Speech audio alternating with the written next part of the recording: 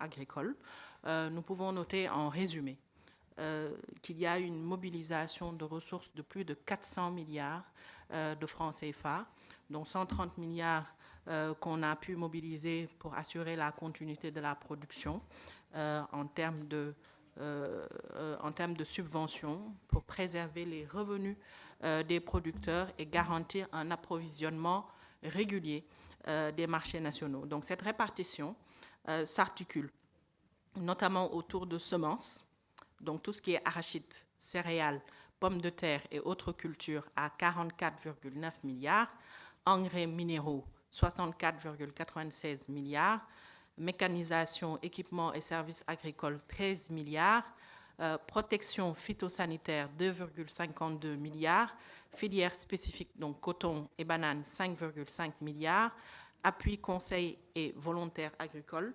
2,1 milliards et assurance agricole 1,3 milliard. Donc, pour la campagne spécifiquement de commercialisation de l'arachide, la collecte globale donc, est de 128 813 tonnes. Et cette collecte est répartie par semence par 10 892 tonnes de semences à certifier, donc collectées à date, donc au 25 janvier 2026.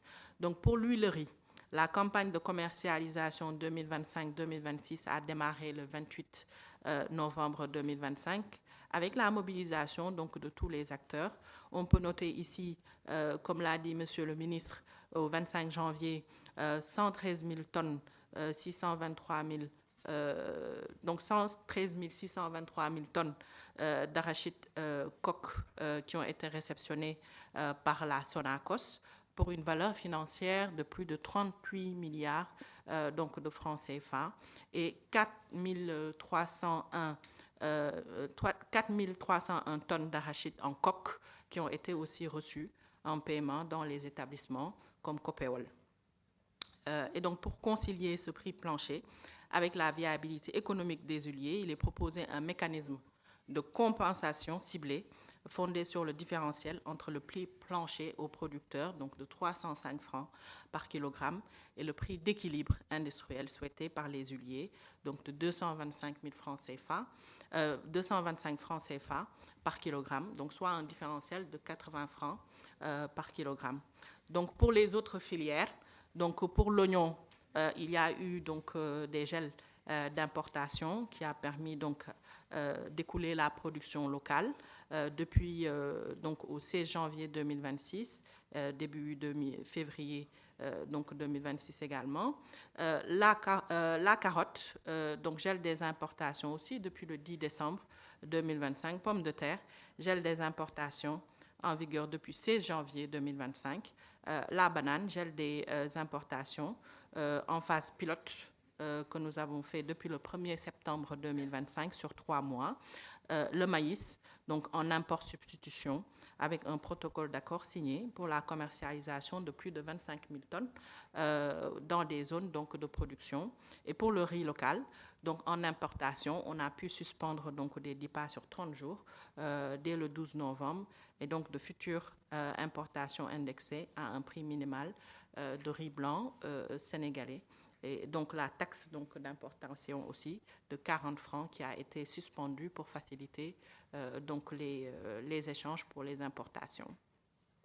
Pour ce qui concerne le deuxième point, donc le bilan de la CAN et les perspectives pour le mondial 2025, donc nous avons pu noter donc toute la procédure qui a été faite par le ministère de la Jeunesse et des Sports. Et donc dans le cadre de cette préparation, il y a deux missions de prospection donc, qui ont été organisées et qui ont permis de stabiliser le choix de l'hôtel où devaient loger donc les Lions, ainsi que l'hôtel devant héberger les 300 supporters déplacés depuis le Sénégal et de régler également les questions logistiques.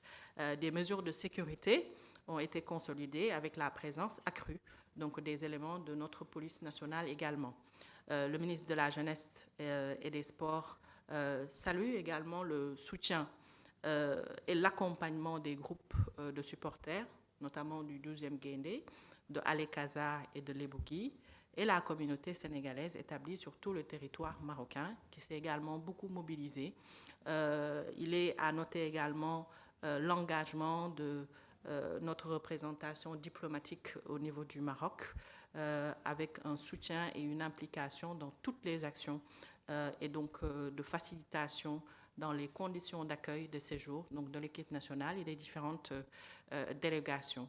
Et donc, en ce sens, le gouvernement, et donc à travers le ministre de la Jeunesse et des Sports, réaffirme son soutien à l'endroit des compatriotes arrêtés à la suite des incidents survenus au cours de la finale.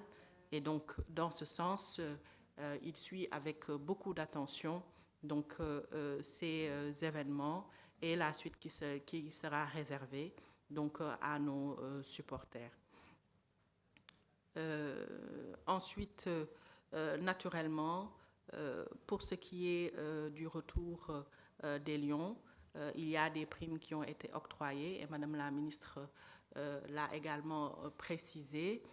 Donc ces primes, il faut les différencier des primes qui ont été octroyées par l'État du Sénégal, qui sont des primes de performance, donc liées à l'évolution de l'équipe durant le tournoi, par rapport aux primes qu'on peut dire spéciales qui ont été octroyées par le président de la République à la suite de la satisfaction que nous avons pu avoir avec l'arrivée de la Coupe au Sénégal. Il a été également noté, et ça c'est très important, la mobilisation pour la préparation de l'équipe, une mobilisation de 5 milliards de francs CFA, bien en dessous des montants mobilisés lors des éditions précédentes, mais qui nous a valu quand même une réussite totale. Donc cela veut dire également que en utilisant mieux nos ressources, nous pouvons avoir de l'efficacité et nous saluons en ce sens donc, le pragmatisme du ministre Madame Khadija Gaye pour avoir eu ce devoir de transparence, mais aussi d'efficacité dans la mobilisation des ressources et surtout dans l'utilisation également de ces ressources. Voilà ce qu'on pouvait globalement retenir de cette conférence de presse. Nous remercions l'ensemble des acteurs de la presse qui ont pu se mobiliser. Nous remercions également la population sénégalaise qui a pu donc peut-être prendre le temps de nous écouter. Nous restons mobilisés, l'ensemble du gouvernement, à apporter toutes les réponses nécessaires pour qu'ensemble, nous puissions atteindre nos objectifs communs. Je vous remercie. Merci à vous, Madame la Ministre. Merci.